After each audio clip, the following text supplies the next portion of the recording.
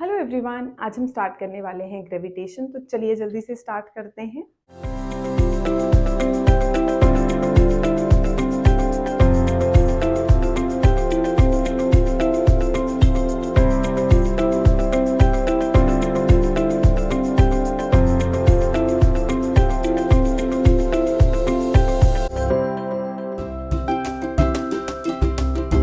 Gravitation में सबसे पहले हमारे पास आएगा फोर्सेस। तो हमें पता है, हमने दो तरह की फोर्सेस बेसिक पढ़ रखी है। फोर्स एक कंटैक्ट फोर्सेस भी होती हैं, नॉन कंटैक्ट फोर्सेस भी होती हैं। तो बात करें अगर नॉन कंटैक्ट फोर्सेस की, तो दो बॉडीज जब कुछ डिस्टेंस पे प्लेस्ड हैं, means when they are not in physical touch, तो वो हमारे पास कौन सी फोर्सेस होती हैं? उनके बीच में नॉन कंटैक्ट फोर्सेस हैं।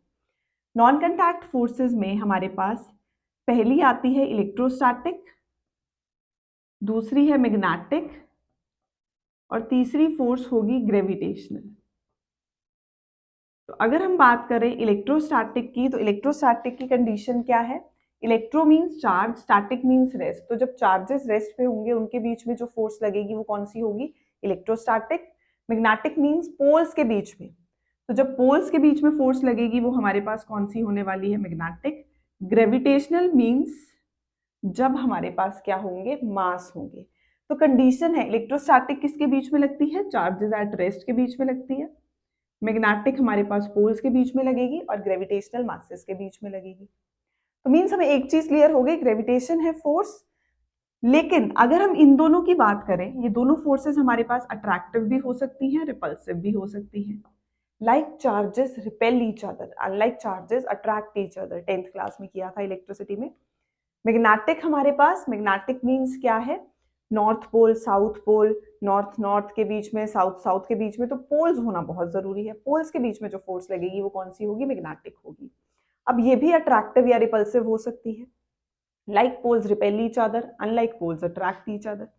लेकिन जो तीसरी फोर्स है हमारे पास, gravitational force, this is only attractive in nature. चार हमारे पास फंडामेंटल फोर्सेस हैं, उसमें से एक है ग्रेविटेशनल फोर्स। उसमें हमने किया था gravitational force is the weakest force. और ग्रेविटेशनल फोर्स कैसी है? अट्रैक्टिव है नेचर में। किसके बीच में लगेगी? मासेस के बीच में लगेगी। अब हमारे पास एक प्रॉपर्टी है जो ये तीनों ओबे करती हैं, वो है दे ओबे इनवर्स स्क्वायर लॉ। अब इसका क्या मतलब है? Force is inversely proportional to the square of the distance. Teacher से जितना दूर जाएंगे उतनी फोर्स लगेगी, जितना दूर जाएंगे उतनी कम फोर्स लगेगी। तो मींस हमारे पास डिस्टेंस इंक्रीज करने से फोर्स जो है हमारे पास क्या हो जाती है? कम हो जाती है। तो ये तीनों की तीनों फोर्सेस कैसा लॉ ओबे करती हैं? Inverse square law. तो यहाँ पे हमारे पास इनवर्स स्क्वायर लॉ तीनों पे एप्लीकेबल है। इसके बाद आता है ग्रेविटेशन क्या है? It is the force of mutual attraction between the two bodies by virtue of their masses. तो म्यूचुअल अट्रैक्शन है दोनों के बीच में। ग्रेविटेशन है यूनिवर्स में कोई भी दो प्लैनेट्स, कोई भी दो मासेस हमारे पास, बट वो मास ना पॉइंट मास नहीं होने चाहिए। मींस जो मास है अर्थ का वो कंपेरेबल होना चाहिए। आगे पढ़ेंगे ऐसा क्यों है। मासेस छोटे नहीं लग सकते, बड़े जो मैक्रो ऑब्जेक्ट्स है उन पे लगता है ये हमारे पास। तो मैक्रो ऑब्जेक्ट्स मींस जो मास है जैसे अर्थ का, सन का, तो उन मासेस पे ये एप्लीकेबल है। अगर दो कोई भी प्लैनेट्स हैं या दो कोई भी मास है तो उसमें ग्रेविटेशन लगेगी यूनिवर्स में। उसके अलावा अगर हमारे पास एक प्लैनेट जो है हमेशा अगर अर्थ हो जाए, तो ग्रेविटेशन की जगह हमारे पास क्या लगती है? ग्रेविटी लगती है। तो मींस दो बॉडीज में से जब एक बॉडी जो है अर्थ हो जाती है तो ग्रेविटी एक्ट करेगी। तो यहां पे हमारे पास ग्रेविटेशन के कुछ और कैरेक्टरिस्टिक्स। ग्रेविटेशन कैसी है? सेंट्रल फोर्स है। कैसे एक्ट करती है? Towards the line joining the centres. अगर ये मास है m1, ये मास है m2, m1 वाला m2 को अपनी तरफ फोर्स लगाएगा, m2 वाला m1 को अपनी तरफ फोर्स लगाएगा। तो दोनों की फोर्स कहाँ एक्ट कर रही है? Line joining there centres. तो लाइन जॉइनिंग देयर सेंटर्स की तरफ कौन सी फोर्स लगेगी? सेंट्रल फोर्स लगेगी। नेक्स्ट है हमारे पास वीकेस्ट फोर्स। कर लिया हमने, वीकेस्ट फोर्स है ग्रेविटेशन। सेंट्रल फोर्स है, एक्ट करती है towards the centre, line joining the centre. Conservative work done in moving the body against the gravitational force is conservative. Conservative means is path independent. तो कहाँ depend करती है? Depends upon the initial as well as final position.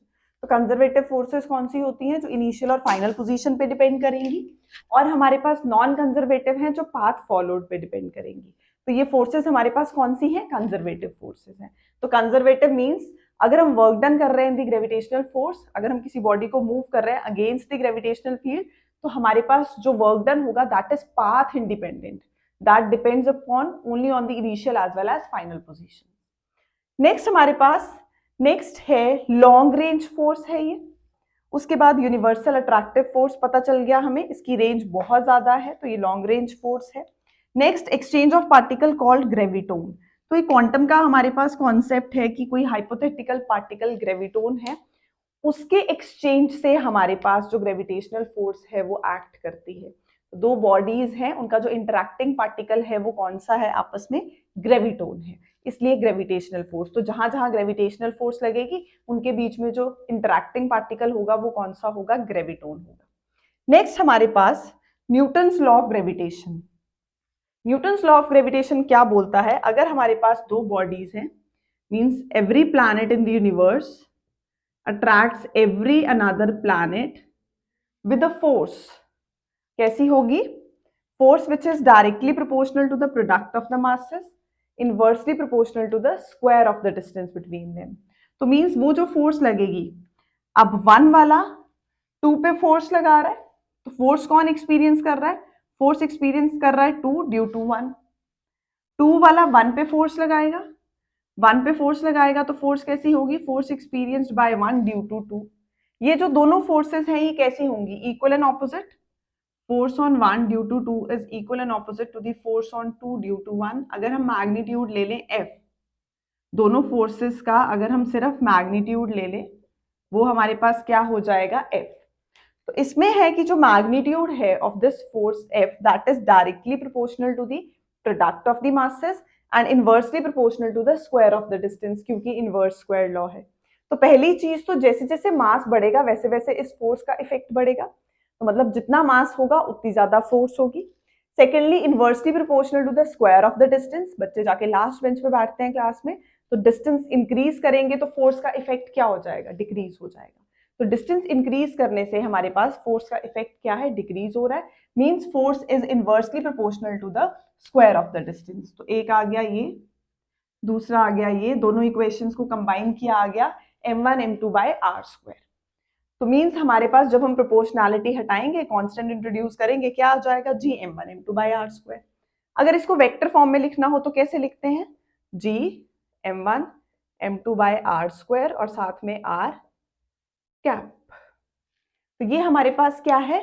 Newton's law of gravitation या universal law of gravitation, जिसमें हम बोलते हैं कि हर प्लैनेट या हर ऑब्जेक्ट दूसरे ऑब्जेक्ट को अपनी तरफ अट्रैक्ट करता है। ये वाला इस पे फोर्स लगाएगा अपनी तरफ, ये वाला इस पे फोर्स लगाएगा अपनी तरफ। So this force is directly proportional to the product of the masses, मतलब दोनों का मास जितना जितना बढ़ता जाएगा उतना फोर्स का इफेक्ट बढ़ता जाएगा। Inversely proportional to the square of the distance between them, मतलब डिस्टेंस ज्यादा फोर्स का इफेक्ट कम। तो यहाँ पे दोनों को कंबाइन किया तो ये आ गया G is universal gravitational constant. G क्या है हमारे पास? यूनिवर्सल ग्रेविटेशनल कांस्टेंट है, जिसकी वैल्यू फिक्स है 6.67 into 10 raise to the power -11। तो यहां से हम G के यूनिट्स निकाल सकते हैं, क्या आ जाएंगे? FR square upon m1 m2 newton metre square upon kg square. तो ये हमारे पास क्या आ गया? Universal law of gravitation. फिर से हमने बोला हमारे पास दो तरह की फोर्सेस होती हैं, कॉन्टैक्ट एंड नॉन कॉन्टैक्ट। तो इलेक्ट्रोस्टैटिक, मैग्नेटिक, ग्रेविटेशनल। इलेक्ट्रोस्टैटिक लगती है चार्जेस एट रेस्ट, मैग्नेटिक लगती है पोल्स, और ग्रेविटेशनल लगेगी मासेस के बीच में। ग्रेविटेशन क्या है? It is the force of mutual attraction. और अगर दोनों ऑब्जेक्ट्स में से एक ऑब्जेक्ट हमारे पास अर्थ हो जाएगा तो फोर्स क्या बन जाएगी? ग्रेविटी।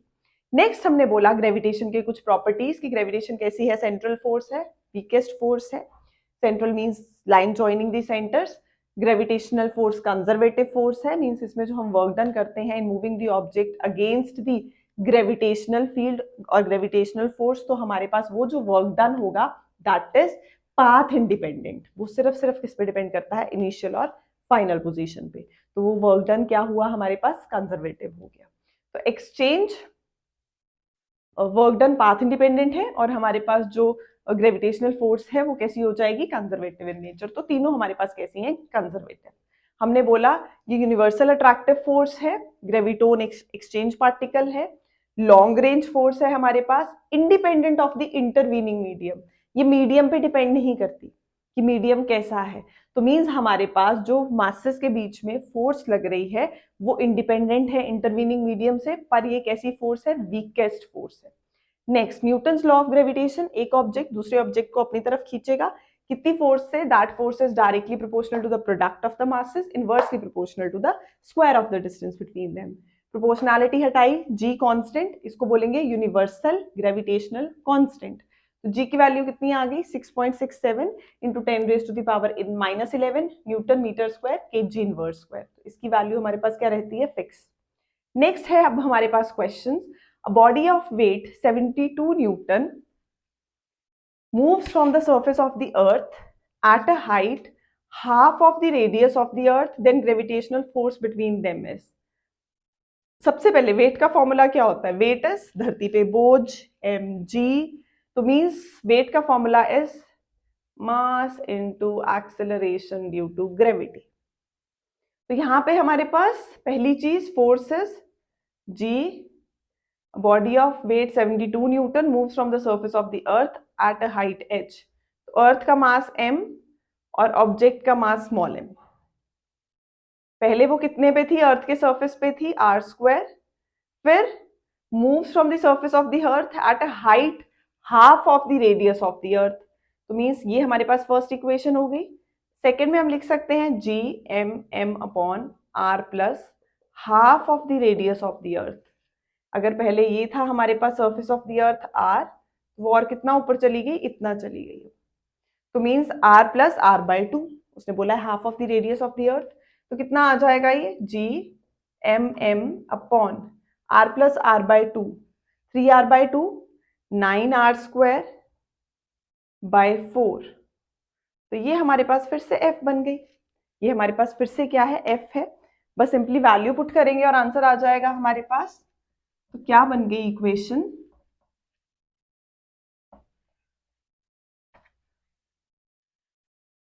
तो ये हमारे पास बन गई new force GMM upon 3r/2 का होल स्क्वायर। तो ये आ जाएगा 4GMM बाय 9r², जिसको हम बोल सकते हैं इंटू 72। क्यों, क्योंकि वेट है 72 और फोर्स, वेट एक तरह की फोर्स ही होती है, तो यहाँ पे आ जाएगा हमारे पास 32 न्यूटन।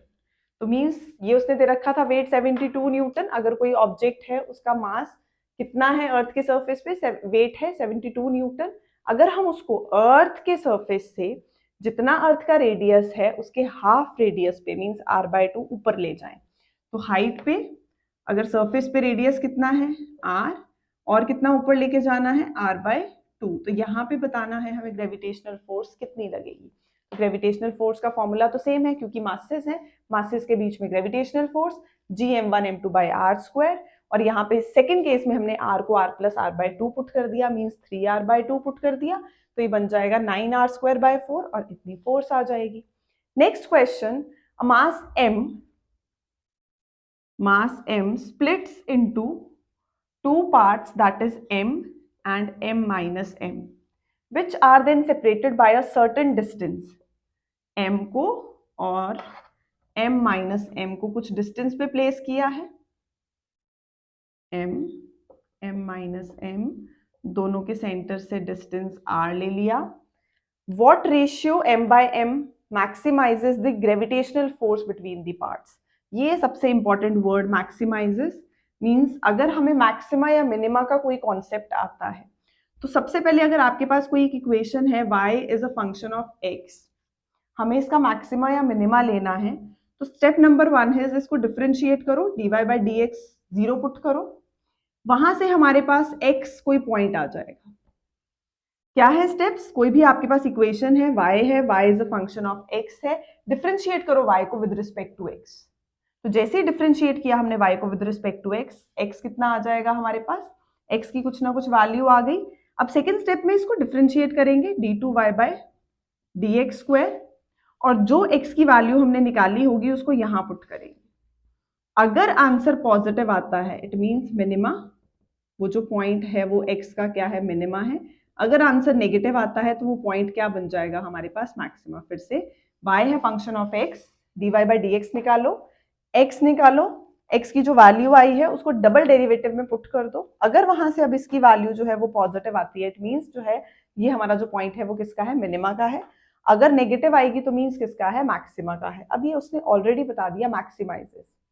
तो स्टेप नंबर 1 हमने बोला दोनों के बीच में फोर्स कितनी होगी, दो बॉडीज, एक मास को स्प्लिट किया, दो बॉडीज बनाई, दो बॉडीज बनी, उनके बीच में डिस्टेंस r ले लिया। इनके बीच में जो फोर्स लगेगी gm capital M divided by r square. अब स्टेप नंबर 1 क्या है, डिफरेंशिएट। तो डिफरेंशिएट करो with respect to mass, df by dm। तो इसको ठीक करके लिखेंगे, ये बन जाएगा gmm minus gm square by r square. R square को भी अगर दोनों के नीचे ले जाएं तो ये अलग अलग आर स्क्वायर और आर स्क्वायर। अब यहाँ सिर्फ m वेरिएबल है, यहाँ सिर्फ m वेरिएबल है, उसके अलावा बाकी सब क्या हो गए, कांस्टेंट। तो g m by r square, और हम किसके विद रिस्पेक्ट टू कर रहे हैं, तो d by d m of mass m। Next minus g by r square constant, अब हम किसके विद रिस्पेक्ट टू कर रहे हैं, d by d m of m की पावर 2। तो यहां से हमारे पास क्या आ गया, m की differentiation with respect to m1 gm by r square. अब हमें इसको 0 पुट करना है, minus g by r square, m की पावर 2, m की पावर 2 है, पावर को नीचे उतारा, 1 से कम किया, अब m को डिफरेंशिएट किया विद रिस्पेक्ट टू m, तो क्या आ गया, gm by r square is equal to g by r square, और यहाँ क्या बचा 2m। तो मीन्स ये g बाय आर स्क्वायर से कट गया। हमें क्या फाइंड करनी है, find the ratio, what ratio m by m, तो means small m by capital M, तो यहां से क्या आ गया, small m by capital M, ये आ जाएगा 1/2। तो बेसिकली अगर मैक्सिमा वर्ड यूज हुआ है तो मैक्सिमाइजेस मींस मैक्सिमा मिनिमा का क्वेश्चन करना है। कैसे करेंगे, एक मास m लिया, उसको दो में स्प्लिट किया, दोनों के बीच में डिस्टेंस r लिया, अब ये वाला मास इस पे फोर्स लगाएगा, ये वाला मास इस पे फोर्स लगाएगा, कितनी लगाएगा, gmm minus m upon r square, ऐसे करके लिखा। अब हमने बोला सेकेंड स्टेप क्या है, डिफरेंशिएट करके 0 करना है। तो डिफरेंशिएट करो df बाय dm, क्योंकि हमने क्या बोला, r डिस्टेंस फिक्स है, अगर आप m को चेंज करोगे तो ये वाला फैक्टर चेंज हो जाएगा। हमने एक बॉडी ली है, उसमें से हमने एक मास m बनाया है, तो अगर मैं इस m की जगह m1 ले लूं तो यहाँ m माइनस m1 वेरी हो जाएगा।